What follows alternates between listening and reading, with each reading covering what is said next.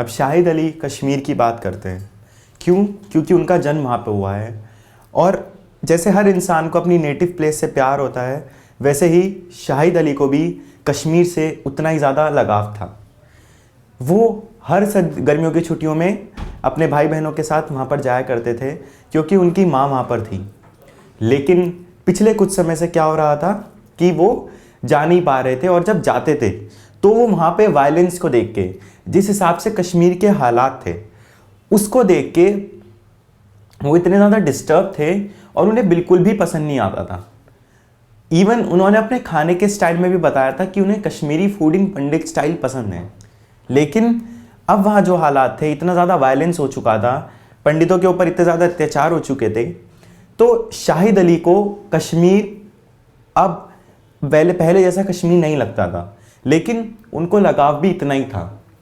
वो जो वायलेंस हो रहा था और जो काउंटर वायलेंस हो रहा था कश्मीर में, जो पॉलिटिकल अनरेस्ट था, उसको लेके बहुत ज़्यादा डिस्टर्ब थे। एंड इवन शाहिद ने वहाँ के हालातों के बारे में लिखा भी बहुत कुछ है, बहुत आर्टिकल्स लिखे हैं, बहुत सारी बुक्स लिखी है। और जो कश्मीर पर उनका काम है, जो उन्होंने काम किया है कश्मीर पे, वो अमंग द फाइनेस्ट वर्क्स हैं जो शाहिद अली ने किया है अभी तक। लेकिन यहाँ पर आयरनी ये है कि शाहिद अली ये कहते थे कि अगर आप किसी खतरनाक जगह में रहते हैं, डिफ़िकल्ट प्लेस में रहते हैं, मुश्किल जगह में रहते हैं, जैसे कि शाहिद अली कश्मीर में रहते थे, तो शाहिद अली का ये कहना था कि अगर आप किसी मुश्किल जगह में रहते हैं और वहाँ रहने के बाद आप उस जगह के बारे में लिखते हैं, तो खाली वहीं के बारे में लिखना आपको एक पोएट नहीं बनाता। यानी कि शाहिद अली का ये मानना था कि एक पोएट को या फिर एक राइटर को खाली अपनी जगह के बारे में नहीं लिखना चाहिए, बल्कि काफ़ी सारी जगहों के बारे में लिखना चाहिए। और अगर वो एक ही पर्टिकुलर जगह के बारे में लिखता है तो वो अपने आप को राइटर नहीं कह सकता। ये शाहिद अली का मानना था और ये शाहिद अली का कहना था। फिर उसके बाद उनकी राइटिंग जो थी कश्मीर में, वो उनका फाइनेस्ट वर्क था। उनका ये कहना था कि अपनी आर्ट की रिस्पेक्ट करनी चाहिए, जिस तरीके की वो फॉर्म है, जिस तरीके के फॉर्म में लिखते हैं उसको रिस्पेक्ट करना चाहिए, उसको मेंटेन करना चाहिए। फिर वो एक पोएट थे, ठीक है, और उनकी जो लैंग्वेज थी वो बहुत ज़्यादा फियर्स थी, यानी कि पढ़ने वाले को एकदम चुभती थी, उसके दिमाग में लगती थी, समझ आती थी, और अनफॉरगिविंग थी। यानी कि अगर वो इंसान उस लैंग्वेज को पढ़ ले, उस इंसान उस लैंग्वेज को ग्रास्प कर ले, तो वो इतना ज़्यादा इस चीज़ में डेल्व हो जाता था कि उसके दिमाग से वो चीज़ हटती नहीं थी। कहते हैं ना, मतलब जैसे अखबार पे कोई चीज़ छपती है तो वो हटती नहीं है, वैसे ही शाहिद अली की लैंग्वेज, उनके लिखने का तरीका इस तरीका का था कि जब वो लिखते थे तो वो चीज़ दिमाग पर छप जाती थी, इंसान के जो उसको पढ़ रहा हो। ये इतना गजब तरीके से वो लिखते थे।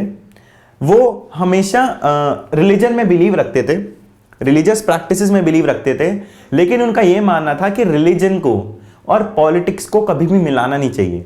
यानी कि हमें ये पता लगता है कि कितने ज़्यादा हाई लेवल के विचार थे उनके, और कितने सही विचार थे उनके। अगर उनकी लाइफ के प्रिंसिपल्स थे उनको हर कोई अपनाए, तो शायद इस वर्ल्ड में जो इतनी गलत गलत चीज़ें हो रही हैं वो ना हो। उनका ये कहना कि पॉलिटिक्स और रिलीजियस प्रैक्टिसेस को मिलाना सही नहीं है, उन्हें हमेशा सेपरेट रखनी चाहिए।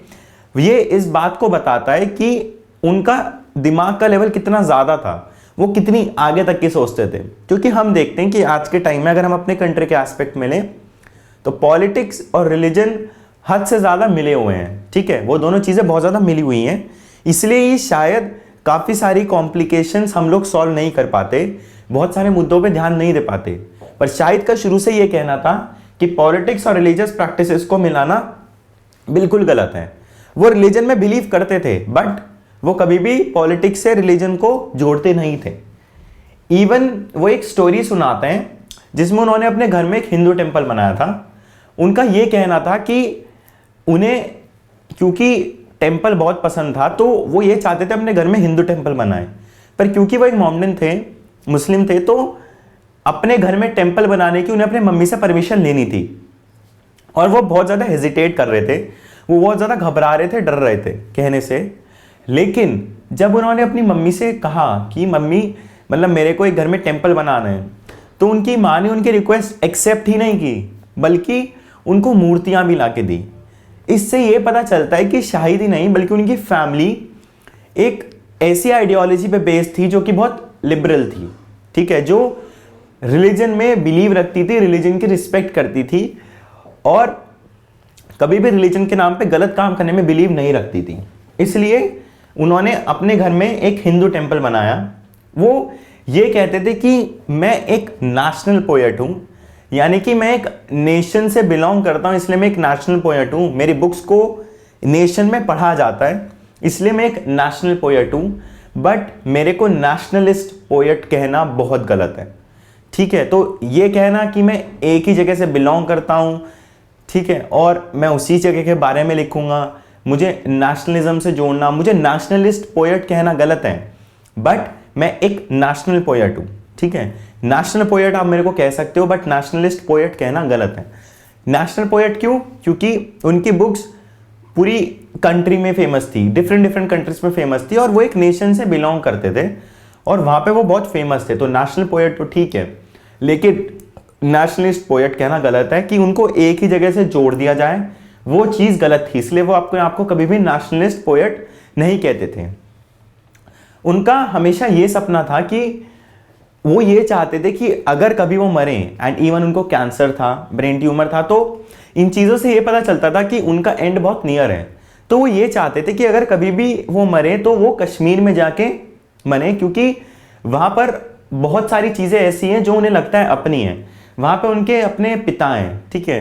वो कंट्री ऐसी है जहाँ के लोगों से उन्हें प्यार है, जहाँ के लोग उन्हें प्यार करते हैं, और वो चाहते थे कि मतलब इवन मेरे को बरी भी वहीं किया जाए। ये शाहिद अली का कहना था, और इसी को लेके उन्होंने एक पोएम भी लिखी थी, और ये पोएम अब मैं एक्सप्लेन करूँगा। उन्होंने लिखा था, nothing will remain, everything's finished, यानी कि इस संसार में कुछ नहीं रहेगा, सब खत्म हो जाएगा। मतलब एक इंसान अपने पूरे जीवन में बहुत सारी चीज़ों का लालच करता है, वो सोचता है कि मैं ये गलत करने की सोचता है, वो बहुत चीज़ों को बचाता है, कभी अपने ऊपर कई बार खर्च नहीं करता, दूसरों का बुरा करता है, और ऐसा करने के बाद हम लोग सोचते हैं कि हमने बहुत अच्छा किया है। बट शाहिद का क्या कहना था कि इस धरती पर कुछ नहीं रहेगा, जब हम यहाँ से जाएंगे तो हम यहाँ कुछ छोड़ के नहीं जाएंगे, सब खत्म हो जाएगा, हमारे रिस्पेक्ट से सब कुछ खत्म हो जाएगा, ठीक है। I see his voice again, this is a shrine of words, ठीक है। वो कहते हैं कि मैंने उसकी आवाज़ सुनी है, यानी कि वो एज अ गॉड की तरफ से मैसेज दे रहे थे कि कुछ नहीं रहेगा, सब कुछ खत्म हो जाएगा। ये मैसेज उनको भगवान ने दिया है, ठीक है। तो वो ये लोगों को कन्वे कर रहे हैं, this is a shrine of words, ये वर्ड्स का श्राइन है। You will find your letters to me and mine to you. वो ये कहते हैं कि मतलब जब मैं खत्म हो जाऊंगा, मतलब जब भी इस धरती पे कोई खत्म होता है तो उसके रिस्पेक्ट से सब कुछ खत्म हो जाता है, बस उस इंसान की यादें इस पे रह जाती है।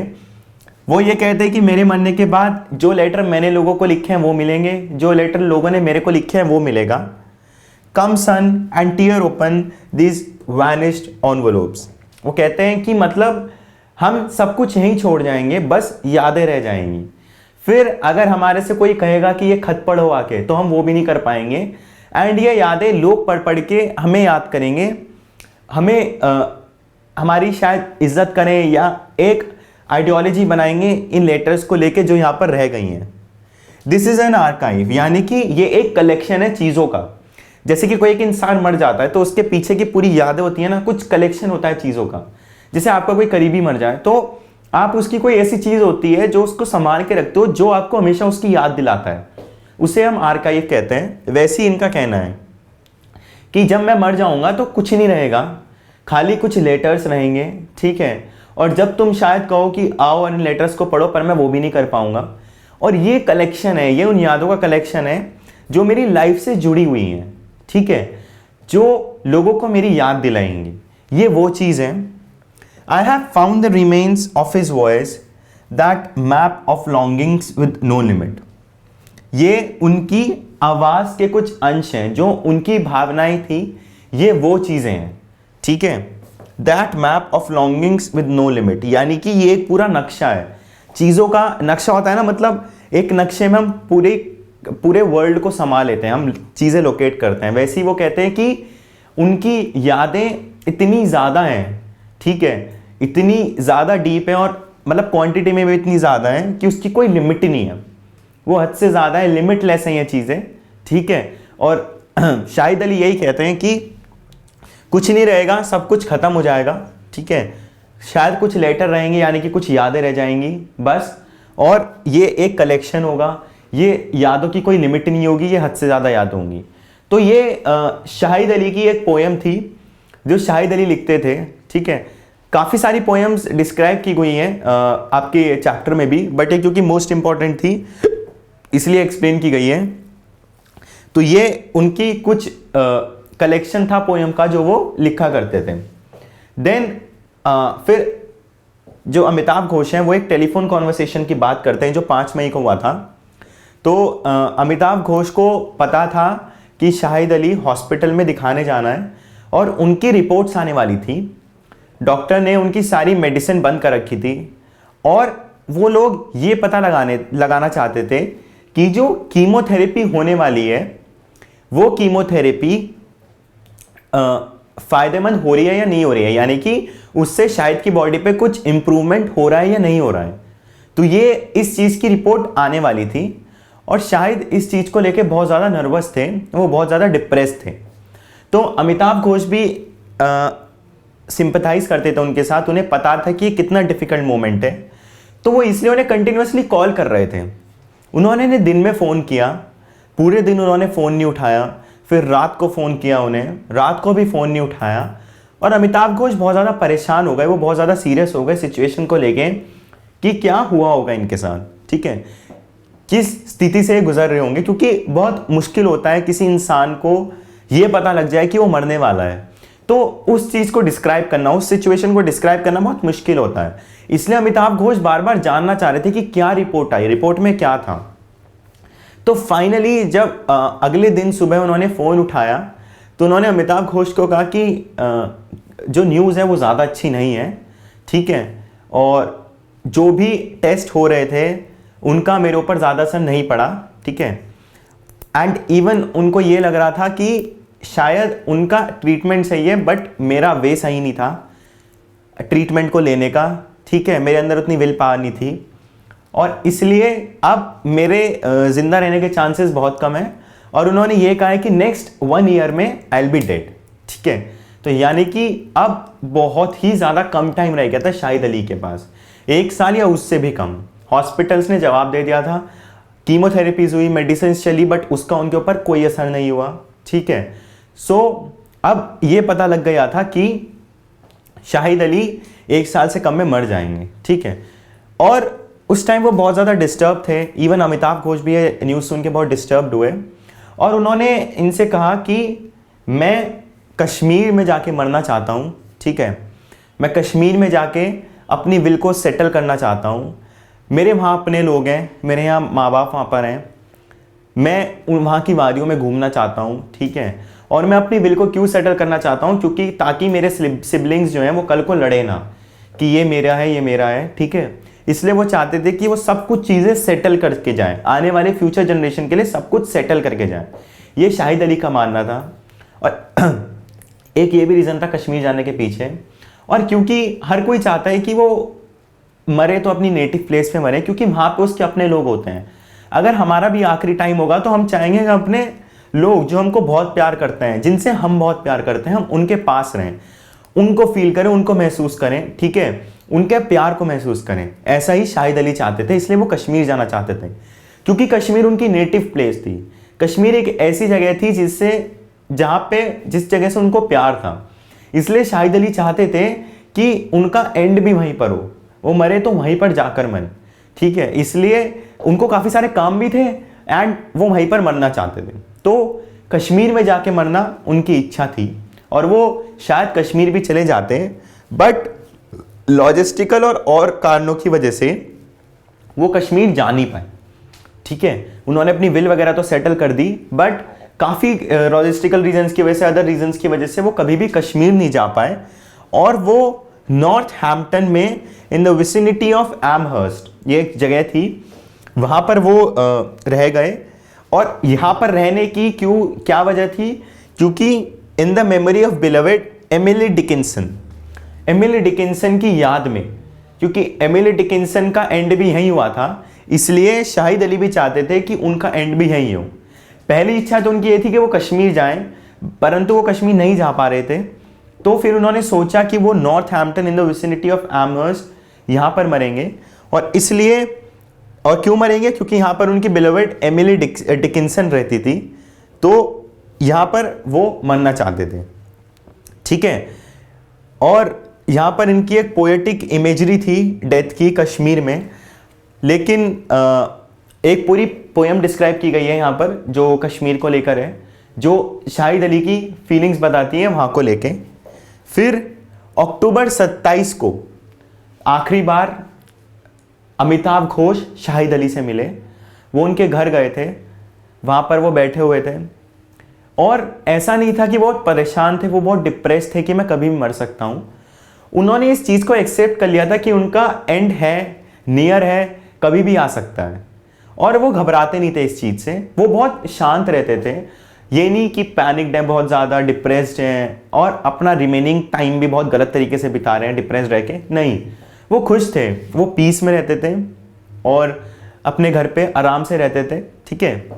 वहाँ पर शाहिद अली उनसे मिले, अमिताभ घोष उनसे मिले। अमिताभ घोष को पता लग गया था कि इन्होंने काफ़ी सारी चीज़ों को एक्सेप्ट कर लिया है, काफ़ी सारी हार्ड ट्रुथ को, हार्ड रियलिटीज़ को एक्सेप्ट कर लिया है, ठीक है। एंड इन्हें पता है कि अब क्या होने वाला है, आगे क्या होगा, इसलिए शाहिद अली को ज़्यादा बुरा नहीं लगता है, ठीक है। एंड फाइनली दिसंबर 8 को 2 बजे के करीब शाहिद अली ने अपनी आखिरी सांस ली, उसके बाद वो मर गए। एंड देन ये चैप्टर उन्हीं की याद में लिखा गया था, ये चैप्टर अमिताभ घोष ने उन्हीं की याद में लिखा था। क्यों लिखा था? क्योंकि ये शाहिद अली की आखिरी इच्छा थी। तो 8 दिसंबर को 2 बजे के करीब उनकी डेथ हुई एंड उसके बाद वो हमेशा के लिए इस संसार से चले गए। लेकिन जो उनकी पर्सनालिटी थी, जिस तरीके का इंसान वो डिस्क्राइब किए गए हैं, वो एक बहुत ही ज़्यादा लाइवली पर्सनालिटी थी, एक ऐसी पर्सनालिटी जो हमेशा मोटिवेटेड रहती थी, जो और लोगों को भी मोटिवेट करती थी, उनको ये बताती थी कि तुम्हारा टाइम है, तुम्हें जीना है, ठीक है। ऐसी पर्सनालिटी शाहिद अली की थी। शाहिद अली अपने लाइफस्टाइल से हमें बहुत सारी चीज़ें सिखा के जाते हैं। उनका ये कहना कि पॉलिटिक्स और रिलीजियस प्रैक्टिसेस को नहीं मिलाना चाहिए, ये बताता है कि वो कितनी ज़्यादा नॉलेज थी उन्हें, कितनी ज़्यादा अंडरस्टैंडिंग थी पॉलिटिक्स की, हर कंट्री के पॉलिटिक्स की उन्हें कितनी ज़्यादा अंडरस्टैंडिंग थी, कितने अच्छे से वो पढ़ाते थे। ये बात इससे पता चलती है कि स्टूडेंट्स उनके लेक्चर अटेंड करने के लिए आते थे, उनको बहुत ज़्यादा रिस्पेक्ट करते थे और बहुत ही ध्यान से सुनते थे। जब अमिताभ घोष ने भी उनका लेक्चर सुना तो उन्हें पता लगा कि वो कितने ज़्यादा अच्छे से पढ़ाते हैं। यानी कि शाहिद अली ने जो भी काम किया वो पूरा मन लगा के किया एंड देन उसमें अपना 100% दिया, फुल दिया, ताकि लोग ये ना कहें कि इस काम में कोई गड़बड़ थी, बट लोग ये कहें कि ये काम इस इंसान ने बहुत अच्छे से किया है, पूरी लगन से किया है, पूरी मेहनत से किया है, और लोग उनकी मेहनत को एक्सेप्ट भी करते थे, एडमायर भी करते थे। तो वो जो भी काम करते थे, भले ही वो लिखना हो, पोएट्री लिखनी हो, या फिर वो पढ़ाना हो, बुक लिखनी हो, राइटिंग करनी हो, वो बहुत मन लगा के करते थे। क्योंकि अमिताभ घोष और शाहिद अली की दोस्ती ज़्यादा पुरानी नहीं थी, बट शाहिद अली के जाने के बाद अमिताभ घोष को खुद ऐसा लगा कि उनकी ज़िंदगी में एक कुछ चीज़, कोई बहुत बड़ी चीज़ की कमी हो गई है। मतलब जैसे हमारे जीवन में एक अचानक से डिप्रेशन आ जाता है, गड्ढा सा आ जाता है ना, वॉइड जो छोड़ देता है, एक इंसान के चले जाने से जो उसकी यादें होती है ना, वो हमें बहुत डिप्रेस करती हैं। ऐसा ही अमिताभ घोष के साथ होता था। शाहिद अली का जाना उनसे एक्सेप्ट नहीं हो रहा था एंड उनके जाने के बहुत टाइम तक वो ये रियलिटी को एक्सेप्ट नहीं कर पा रहे थे कि शाहिद अली वहाँ पर नहीं है।